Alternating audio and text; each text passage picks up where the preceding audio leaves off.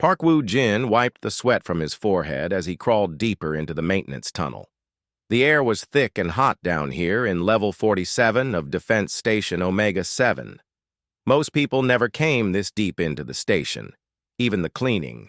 Robots avoided these narrow spaces between the massive shield generators. His tool belt clinked softly as he moved through the metal passage. The tunnel was barely wide enough for his shoulders. Behind him, the bright lights of the main corridor grew distant. Ahead, only the small beam from his helmet light showed the way forward. Woo-jin had worked on this station for 8 years. Every day he descended into these forgotten corners, while the important people stayed up on the bright command decks. He fixed the things that kept the station running: broken pipes, faulty wiring, worn-out joints in the metal framework. Simple. Work that no one else wanted to do. Above him, hundreds of levels stretched toward the stars. Commander Kim Da-hee walked those upper decks in her crisp blue uniform. Officers like Lieutenant Colonel Lee Hyun-woo made decisions that affected entire star systems. They had medals on their chests and respect in their voices when they spoke. Woo-jin had a wrench in his hand and grease under his fingernails. The tunnel opened into a larger chamber. Here, the primary shield generator hummed with quiet power. It was a massive cylinder that stretched up through 3 levels of the station. Blue energy flowed through transparent tubes along its sides. This single machine protected all 200,000 people who lived and worked on Omega-7. Woo-jin pulled out his scanner and began his daily inspection. The readings looked normal at first. Temperature was good. Power flow was steady. But as he moved around the base of the generator, something caught his eye. There were tiny lines in the metal housing, hair-thin cracks that ran along the welds, where different sections joined together.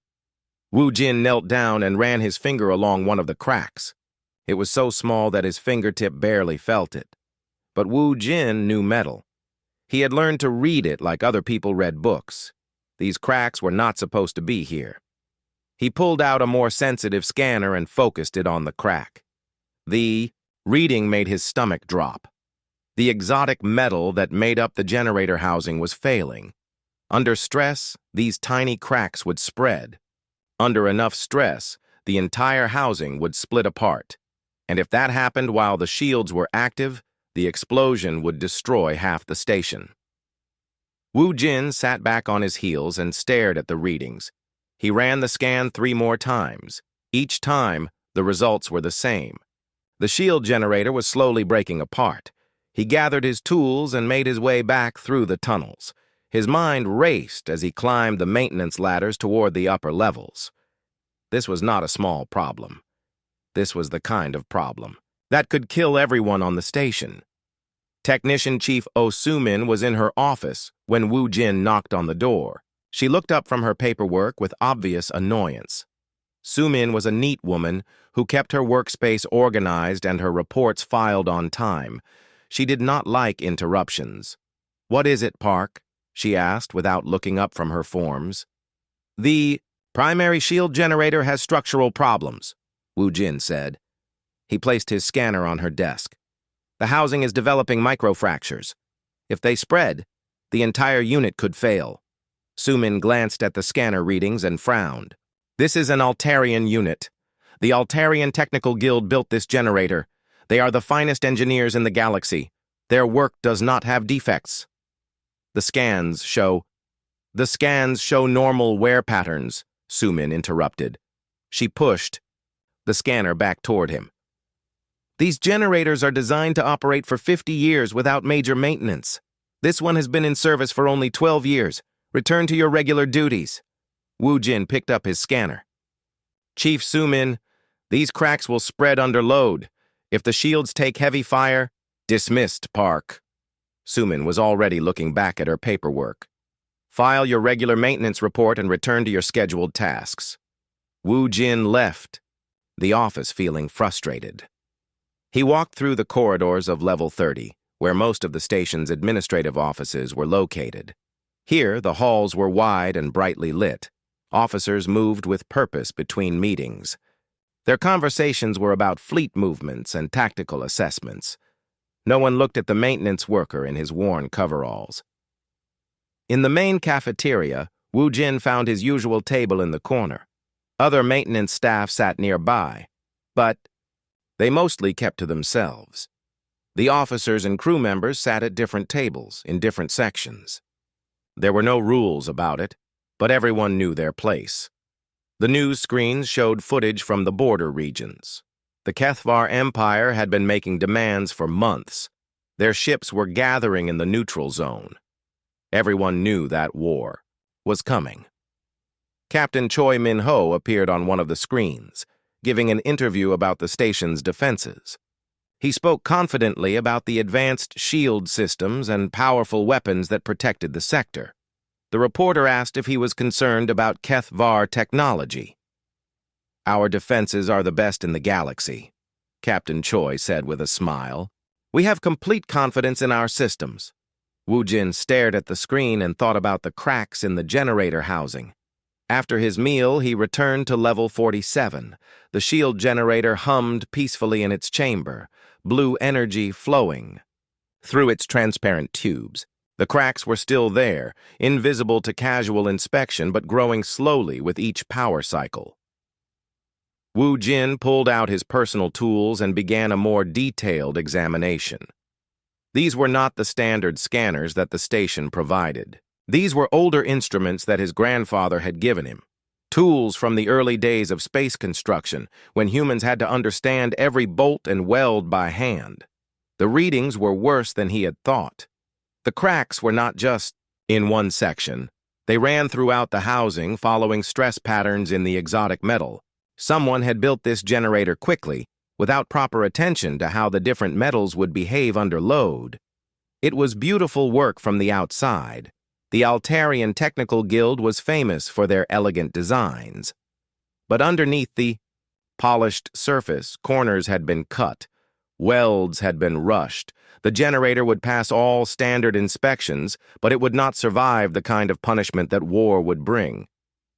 Wu Jin spent the rest of his shift documenting the problems.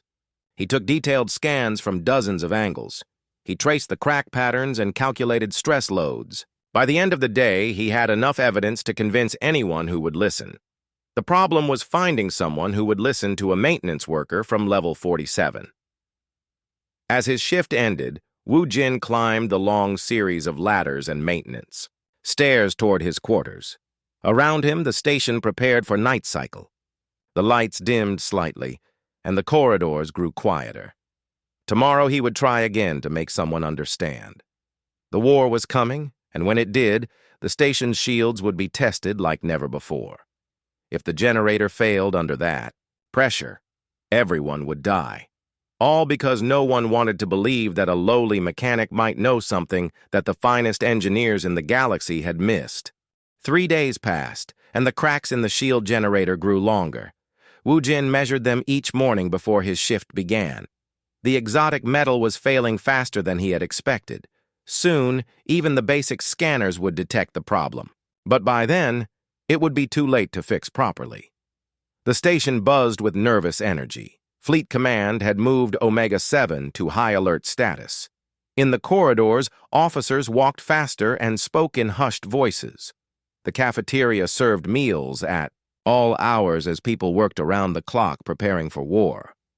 Wu Jin found Yoon So-young in the secondary power distribution center. She was replacing worn cables in the backup systems, her small hands moving quickly through the tight spaces between conduits. So-young was the only person on the maintenance staff who had the patience to listen to his concerns. "The cracks are spreading," Wu Jin told her as she worked. "I measured them again this morning. They are 30% longer than they were 3 days ago." So-young paused in her work and looked at him. She was young, only 26, but she understood machinery better than engineers twice her age. "Did you try talking to Chief Sumin again?" "She will not listen. She says the Altarian Guild does not make mistakes." Wu Jin sat down heavily on a tool crate. "Maybe I should go directly to Captain Choi." A maintenance worker asking to speak. "With the chief engineer?" So-young shook her head. "He would think you were crazy. You need proof that even the officers cannot ignore." What kind of proof? So-Young finished connecting the cable and turned to face him fully. Show me the generator. Let me run my own scans. If I get the same readings, then we know the problem is real. They made their way down to level 47 together. The maintenance tunnels seemed even narrower with 2 people crawling through them. Behind them, their tool belts scraped against the metal walls. The sound echoed strangely in the confined space. In the generator chamber, So-Young pulled out her scanner and began her own examination. She was more thorough than Wu Jin had been, checking not just the housing, but the mounting points and connection joints. Her face grew more serious with each reading. "This is worse than you described," she said finally. "The entire assembly is under stress. Look at these power flow readings. The generator is working harder than it should because the housing is warping." Wu Jin leaned over to see her scanner display. "Working harder means more heat. More heat means the cracks spread faster." "Exactly." So-Young saved her readings to a data pad. "But Wu Jin, this is not just our generator. If the Altarian Guild made this mistake once, they probably made it everywhere." The thought hit him like a cold wave. "Every station in the sector uses Altarian, shield generators. Every ship too, the entire defense fleet." So-Young stood up and brushed dust off her coveralls. "We need to contact someone with access to the fleet maintenance records. Someone who can check if this problem exists throughout the system." They climbed back up through the maintenance levels, both lost in thought. The implications were staggering. If every shield generator in the fleet had the same defect, the entire defense of the sector was built on a foundation of flawed metal. In the main corridor of level 35, they nearly collided with Captain Choi Min-ho. The chief engineer was walking quickly toward the central command center, a data pad in his hand and a concerned expression on his face. "Excuse me, sir," Wu Jin said before he could lose his courage. "I need to report a critical maintenance issue." Captain Choi stopped and looked at the 2 maintenance workers. His expression showed mild annoyance at being interrupted. "Submit your report through proper channels. Technician Chief Oh Soo-min handles all maintenance issues." "Sir, this concerns the primary shield generator. There are structural defects that—" "The shield generators were inspected and certified just last month," Captain Choi cut him off. "I do not have time for routine maintenance concerns. Follow proper procedures." He walked away before Wu Jin could say another word. So-Young put a hand on his arm. "Come on, there has to be another way." They spent the rest of their shift researching the problem. In the maintenance department's small computer terminal, they accessed technical specifications for the Altarian generators. The documents were written in complex engineering language, but the basic design was clear enough.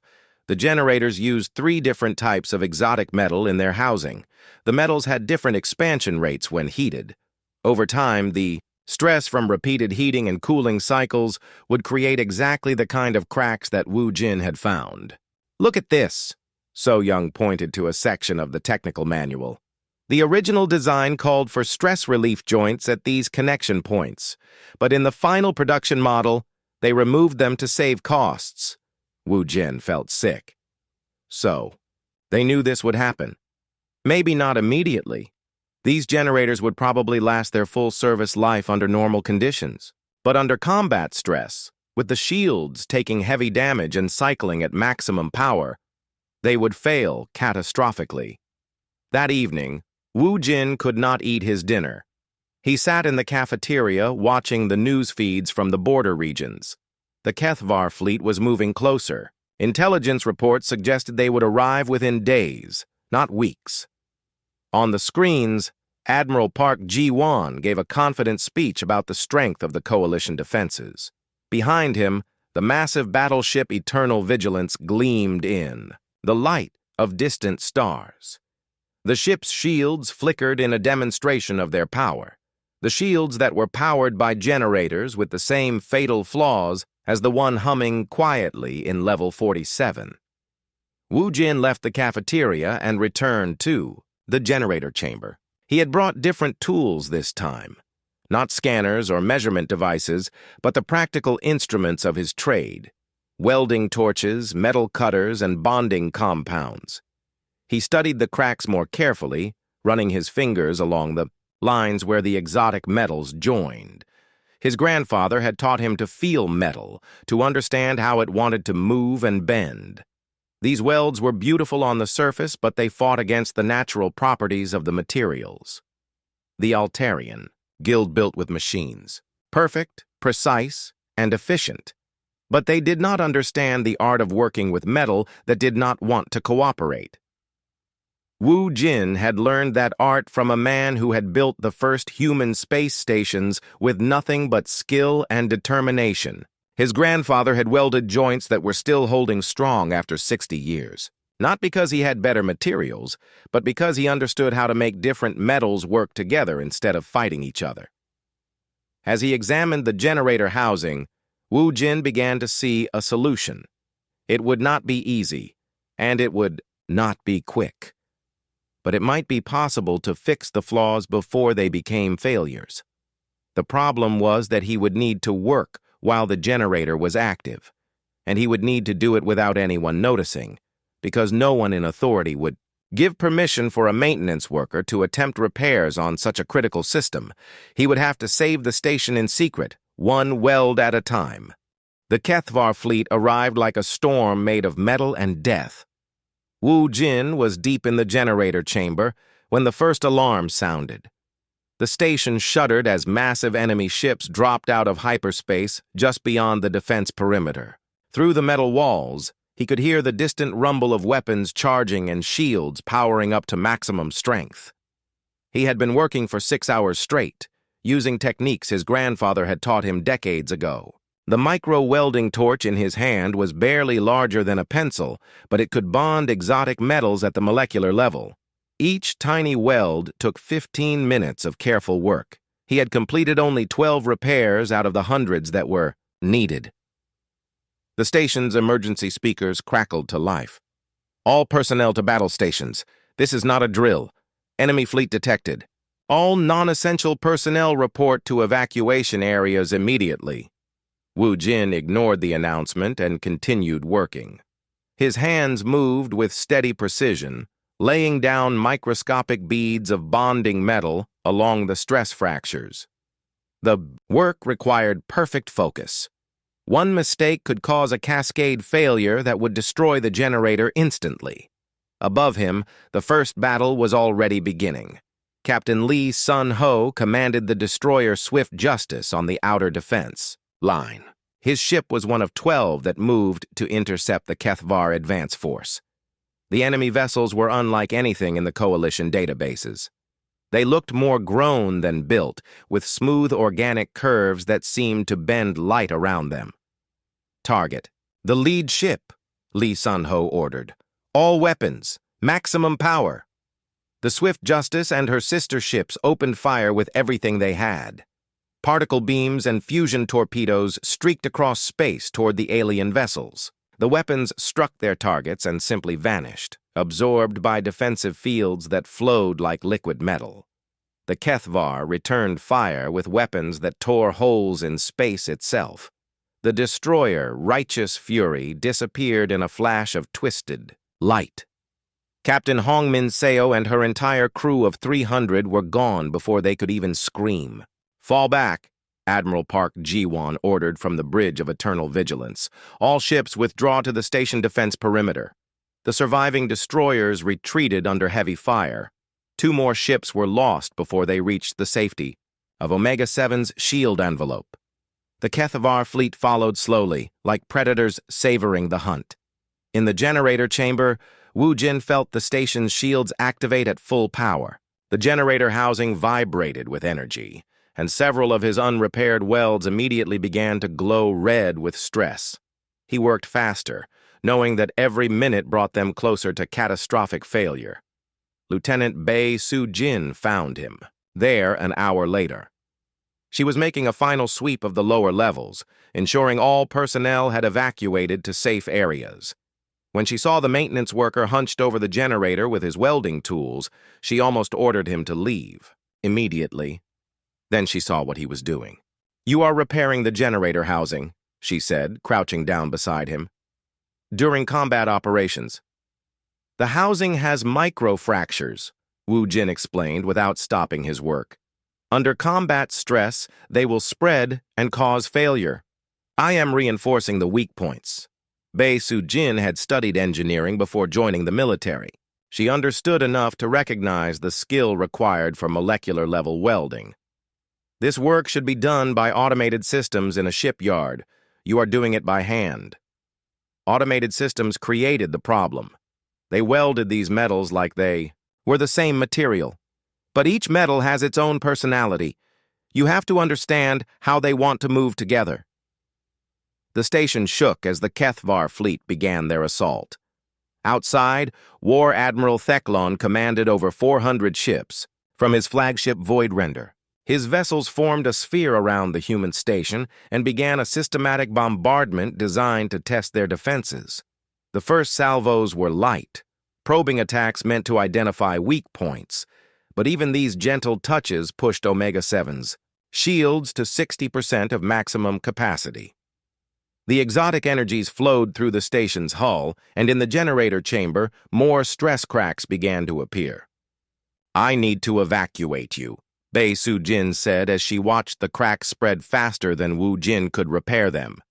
"Command has ordered all non-essential personnel to the safety zones."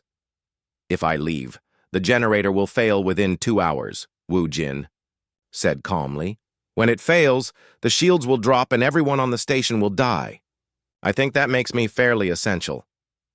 Bei Su-jin considered this logic and nodded. She activated her communicator and spoke to the evacuation teams. "Level 47 secured. No personnel requiring evacuation." Outside, the real battle was beginning. Admiral Park Ji-won watched his fleet struggle against the Kethvar forces. The human ships were brave and well-trained, but their weapons barely scratched the enemy's defenses. Worse, every shot the Kethvar fired seemed to punch through coalition shields, like they were made of paper. "Sir," reported his tactical officer, Captain Song Mi-young, "we are losing ships faster than we can engage targets. Recommend we fall back to the inner defense ring." "Negative. Hold position. If we give them the outer perimeter, they can concentrate their fire on the station." But the outer defense ring was already crumbling. 3 more destroyers died in as many minutes. The cruiser Stalwart Guardian took a direct hit that split her hull down the middle. Captain Choi Byung-ho and 800 crew members were lost. Only Omega-7's shields held firm. The Kethvar concentrated their fire on the station, expecting it to fall like all the others they had destroyed. But something was wrong. The human station's defenses were not weakening under bombardment. If anything, they seemed to be growing stronger. War Admiral Theclon studied the tactical displays with growing confusion. His ships had destroyed dozens of human installations with the same firepower. But this station continued to resist, its shields flickering, but never failing. In the generator chamber, Wu Jin worked with desperate intensity. Each completed weld made the housing slightly stronger, but there were so many cracks, and they were spreading faster as the bombardment continued. His hands were steady, but inside, he knew he was fighting a losing battle. The exotic metals were fighting against each other, just as they always had. The Altarian engineers had forced them together with brute force welding, ignoring the natural stress patterns. Now, under the greatest test of their existence, the materials were trying to tear themselves apart. But Wu Jin's welds were different. Each one was placed not just to fill a crack, but to redirect the stress into patterns that the metals could accept. He was teaching the housing how to flex instead of break, how to bend instead of shatter. It was an art that no machine could learn and no engineer could program. It required understanding that came from years of working with metal, feeling how it moved and breathed under different conditions. As the battle raged above, one forgotten mechanic worked to save them all. The battle had raged for 18 hours, and Wu Jin had not stopped working for a single moment. His hands shook with exhaustion, but he continued placing tiny welds along the stress fractures. The generator housing looked like it was covered, with a spiderweb of gleaming metal lines where he had reinforced the failing joints.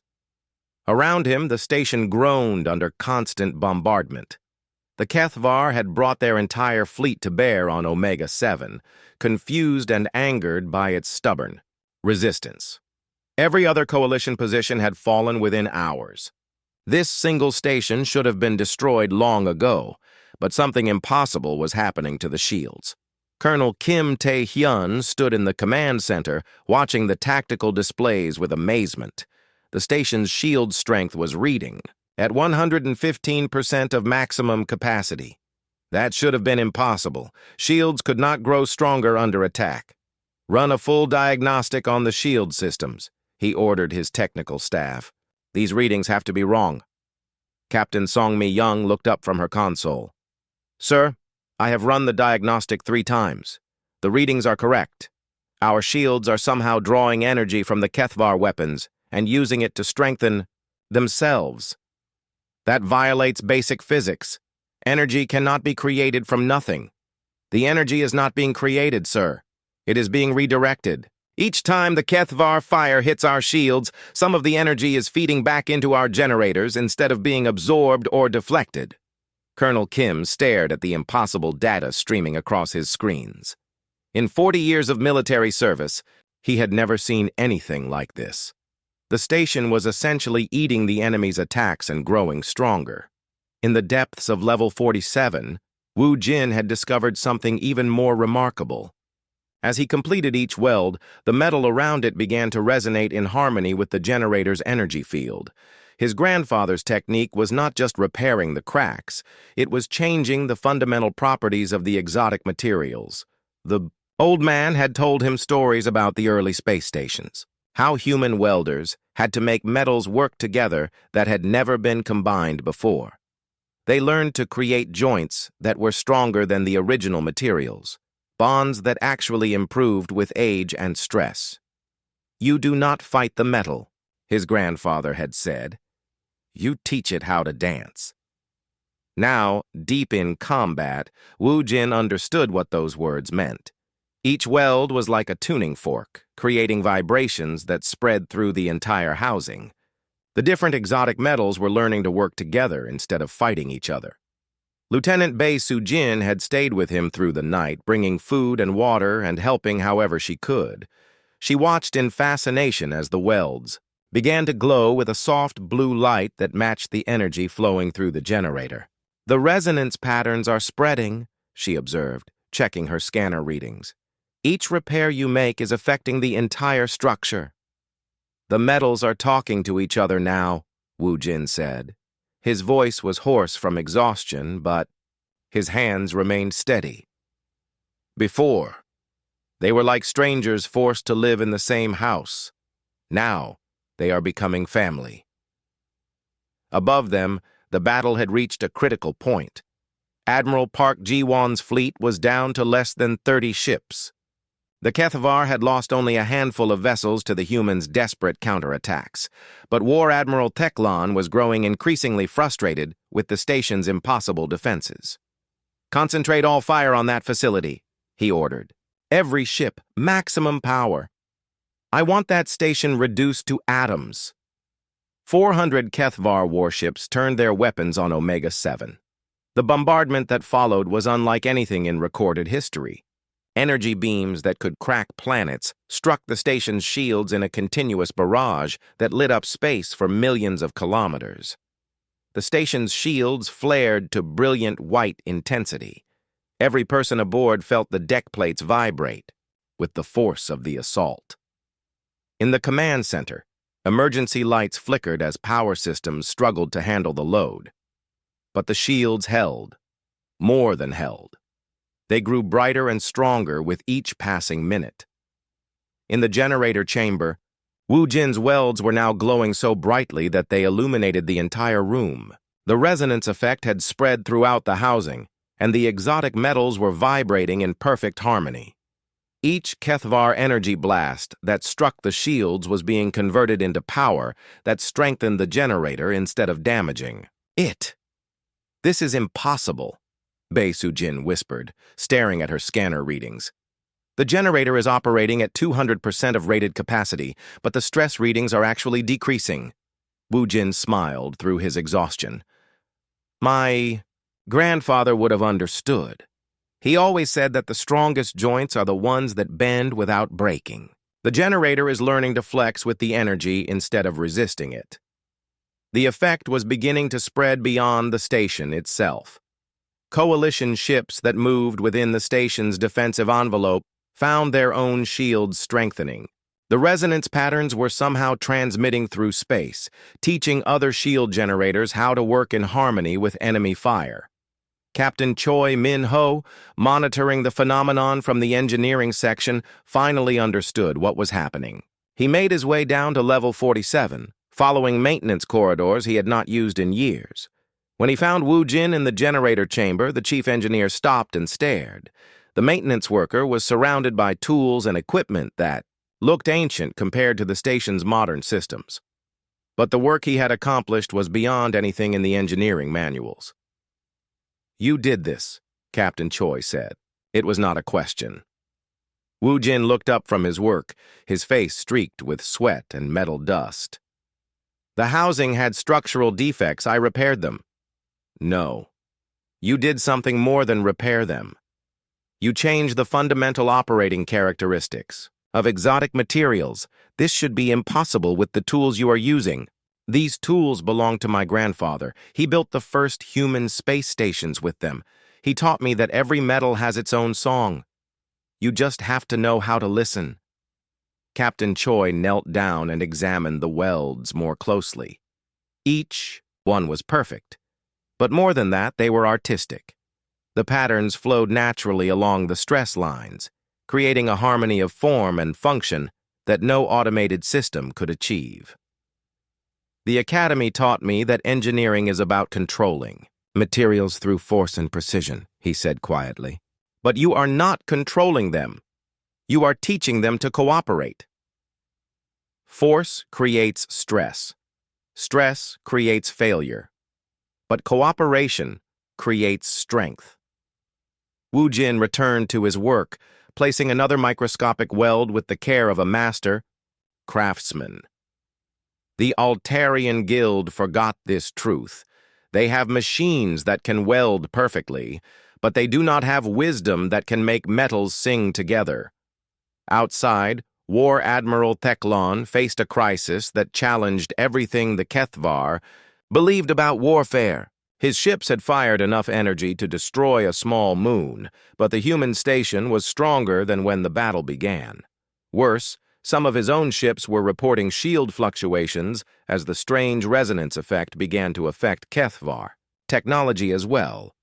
For the first time in 1,000 years of conquest, the Kethvar Empire was being defeated not by superior technology, but by something they could not understand or replicate.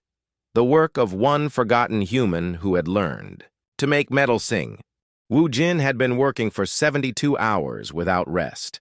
His hands were raw and bleeding from handling the hot metal tools, but he could not stop. Every hour brought new cracks as the generator pushed beyond its design limits.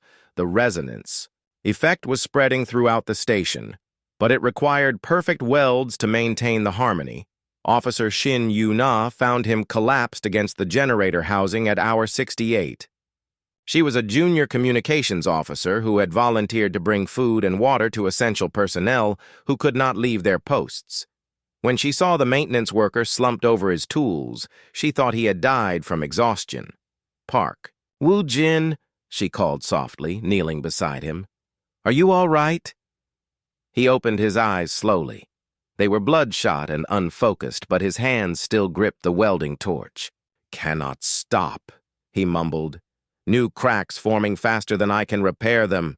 If I rest, the harmony breaks." Shin Yu-na looked around the chamber and gasped. The entire generator housing was covered in glowing welds that pulsed with blue energy. The patterns were beautiful, like artwork painted in living metal. But she could see new hairline cracks appearing even as she watched. "Let me help," she said. "Tell me what to do." Wu Jin tried to focus on her face. "Cannot teach this quickly." Takes years to learn how metals want to move, but you can help me stay awake. Talk to me. Keep me focused." She settled beside him and began to speak. About her home on Earth, about her family, about anything that might help him concentrate on his work. Her voice became a lifeline that kept him connected to consciousness as his body demanded rest. Above them, the Coalition reinforcement fleet had arrived. Admiral Ryu Dongmin brought 60 ships from the core worlds, expecting to find Omega-7 destroyed, and the Kethvar fleet preparing to advance deeper into human space. Instead, he found the impossible. The station was not only intact, it was somehow holding off the entire Kethvar armada. More than that, its shields were affecting nearby space in ways that defied explanation. Coalition ships that approached the station found their own defensive systems strengthening beyond normal parameters. "Get me a direct line to Colonel Kim," Admiral Ryu ordered. "I need to understand what is happening here." In the command center, Colonel Kim Tae-hyun was struggling with the same questions. His technical staff had been studying the phenomenon for hours, but their instruments could only measure the effects, not explain the cause. "The resonance field extends roughly 50 kilometers from the station," Captain Song Mi-young reported. "Any ship within that radius experiences a significant boost to shield effectiveness. But we cannot determine what is generating the field. It has to be connected to our shield generators," the colonel replied. "Run a trace on all power systems. Find the source." The trace led them down through dozens of levels to a single maintenance chamber that most officers did not even know existed. When Colonel Kim arrived in level 47, he found Captain Choi Min-ho already there, studying the work with wonder. "This is the source," Captain Choi explained. "One maintenance worker has somehow modified our primary shield generator to create quantum resonance effects. The modifications are spreading the field to other ships through some kind of sympathetic vibration." Colonel Kim stared at Woo Jin, who was barely conscious but still working with mechanical precision. "One man did this? With those primitive tools?" "The tools are not primitive, sir. They are specialized instruments designed for molecular-level welding. But the real key is the technique. He is working with an understanding of exotic materials that goes beyond our engineering manuals." The station shuddered as the Kethvar launched another massive assault. War Admiral Teklon had committed every ship in his fleet to destroying the stubborn human facility. The energy pouring into the station's shields was enough to power a small city, but instead of weakening the defenses, it was making them stronger. In the generator chamber, new cracks were appearing faster than ever. Woo Jin's hands moved in a desperate dance, placing welds with the speed of desperation and the precision of a master craftsman. But for every crack he sealed, 2 more appeared. "The generator cannot handle this level of stress indefinitely," he whispered to Shin Yuna. "The resonance is creating feedback loops that are pushing the materials beyond their limits." "What happens if it fails?" she asked, though she feared the answer. "Catastrophic explosion. The resonance field collapses instantly. Every ship depending on the enhanced shields becomes vulnerable." He placed another weld, his hands shaking with exhaustion. "But I think I know how to fix it permanently." "How?" "Need to create a harmonic dampening field. Instead of fighting the feedback, redirect it into a stable pattern." His eyes were clearer now, focused by the clarity that sometimes comes with extreme exhaustion. "But it requires welding directly into the primary energy flow. One mistake, and the entire generator explodes instantly." "How dangerous?" Woo Jin smiled grimly. "If I succeed, the resonance field becomes self-sustaining. If I fail, everyone dies anyway when the current welds fail." He began preparing for the most dangerous repair of his life. The primary energy flow ran through the heart of the generator, where exotic matter existed in states that barely qualified as solid. Welding there would be like performing surgery on lightning. Above them, Admiral Ryu Dongmin was beginning to understand the tactical situation. The coalition fleet had moved within the station's resonance field, and suddenly human. Ships were fighting on equal terms with Kethvar technology. For the first time in the war, the aliens were taking significant losses. All ships maintain position within 50 kilometers of Omega-7, he ordered. Whatever is creating this effect, we need to protect it. But War Admiral Teclon had reached the same conclusion. If the humans had discovered some new defensive technology, it had to be destroyed before it could spread to other installations. He gathered his most powerful ships for a final overwhelming assault. Concentrate fire on the station's core, he commanded. Maximum power, all weapons, destroy whatever is creating this anomaly. The final bombardment began just as Wu Jin started his work on the primary energy flow. The generator chamber filled with blinding light as he attempted to weld patterns directly into matter that existed between energy and solid form. Each weld had to be perfect, placed with timing measured. In microseconds, the station bucked and rolled under the most intense assault in human history. In the generator chamber, reality itself seemed to bend around Wu Jin's work. The boundary between success and catastrophic failure was measured in the width of a single metal bond. Everything depended on the steady hands of a maintenance worker, who had learned his trade from stories told by his grandfather about the early days of human expansion into space. Days when there were no safety margins, no backup systems, and no second chances. Days when human ingenuity was the only thing standing between civilization and the cold darkness of space. The final weld took 17 minutes to complete.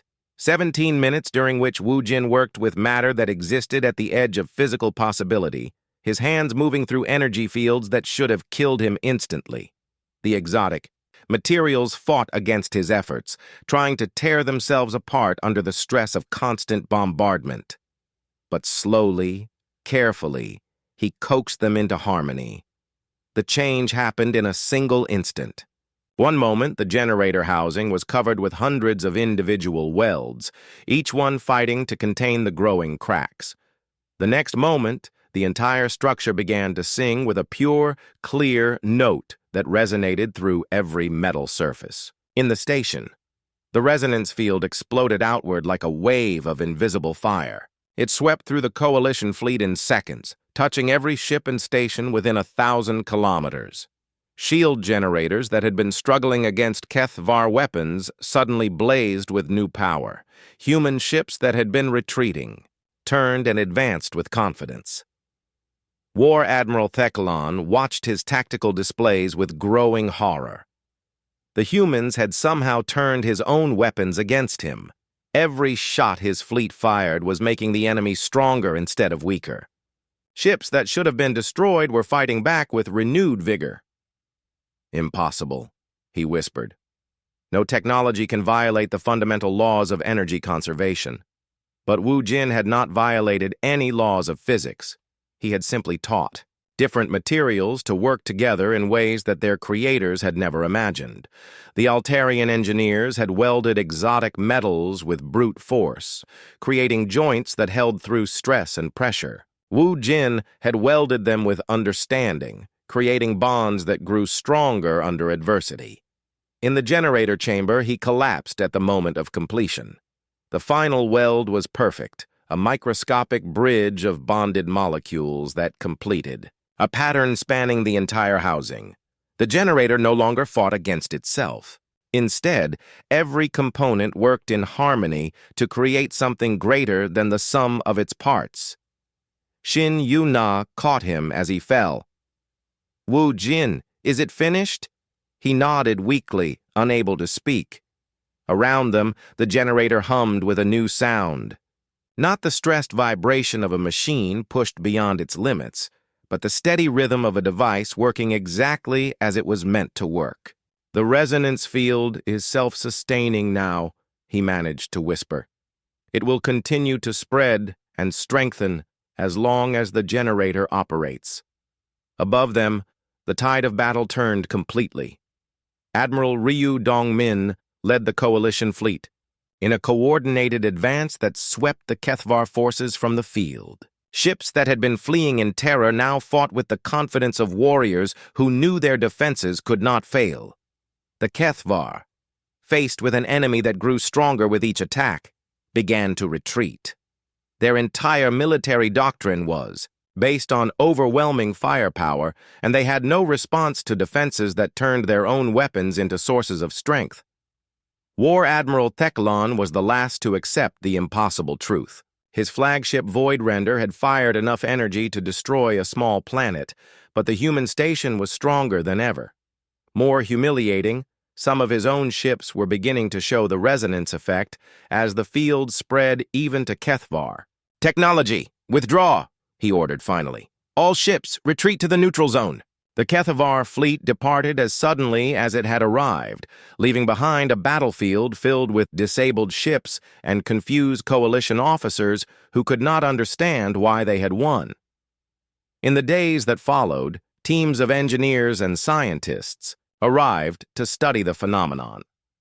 They found Wu Jin in the generator chamber, still unconscious from exhaustion, surrounded by tools that belonged in a museum and work that belonged in a textbook on advanced exotic matter physics. Captain Lee, Jinnah led the investigation team. She was a specialist in alien technology who had spent years studying Kethvar defensive systems. When she saw what Wu Jin had accomplished, she sat down heavily and stared at the generator housing in amazement. "This is not possible with current technology," she said finally. "The molecular bonding patterns are more complex than anything we can achieve with automated systems. Each weld is individually crafted to work with the specific stress patterns of the surrounding materials." Colonel Kim Tae-hyun had arrived with the investigation team. Can the technique be replicated? Not easily. This requires an understanding of exotic materials that cannot be programmed into machines. It is more art than science. Captain Lee traced one of the glowing weld patterns with her finger. "We could teach the basic principles, but achieving this level of mastery would take decades of hands-on experience. Then we need to protect the person who has that experience." When Wu Jin finally woke up, 3 days after the battle, he found his small generator chamber filled with high-ranking officers and scientists. They all wanted to understand his technique, to learn how a maintenance worker had accomplished something that challenged the foundations of material science. He tried to explain about his grandfather's teachings, about understanding how different metals wanted to move together. But the concepts were difficult to put into words. The knowledge lived in his hands and his intuition, built through years of working with materials that had their own personalities and preferences. Admiral Park Ji-won arrived on the 4th day. The commander of the Eternal Vigilance wanted to personally thank the man who had saved not just the station but the entire sector. He found Wu Jin in the cafeteria, wearing his usual maintenance coveralls and eating a simple meal. "The Coalition owes you a debt that can never be repaid," Admiral Park said. "Your work saved hundreds of thousands of lives." Wu Jin looked uncomfortable with the attention. "I just fixed a broken generator. That is what maintenance workers do." "You did much more than that. The resonance field you created is spreading throughout the fleet. Every coalition vessel now has enhanced defensive capabilities. The war may be over because of what you accomplished in this room." The bureaucracy of the coalition government struggled with how to recognize Wu Jin's contribution. He held no rank, had no formal education in exotic materials, and had performed his miracle with tools that predated modern welding technology. The usual medals and promotions seemed inadequate. In the end, they settled on something simpler and more meaningful. Every coalition ship received a small plaque for its engineering section. The inscription was brief but captured the essence of what had happened, protected by human ingenuity. Park Wu Jin, welder, Station Omega 7. The Kethvar Empire, humbled by their defeat at the hands of technology they could not understand or replicate, sent ambassadors to negotiate peace. They wanted to study under human craftsmen, to learn the arts of working with materials through understanding rather than force. The war ended not with conquest or surrender, but with the galaxy recognizing that sometimes the most advanced technology was no match for the simple wisdom of knowing how to make different things work together in harmony. Wu Jin returned to his duties in the forgotten corners of Level 47. But now, when young engineers and maintenance workers sought him out for training, he taught them the lessons his grandfather had passed down: how to listen to metal, how to understand the songs that different materials sang, how to create bonds that grew stronger under stress instead of weaker, the art of making the universe itself a little more cooperative, one careful weld at a time.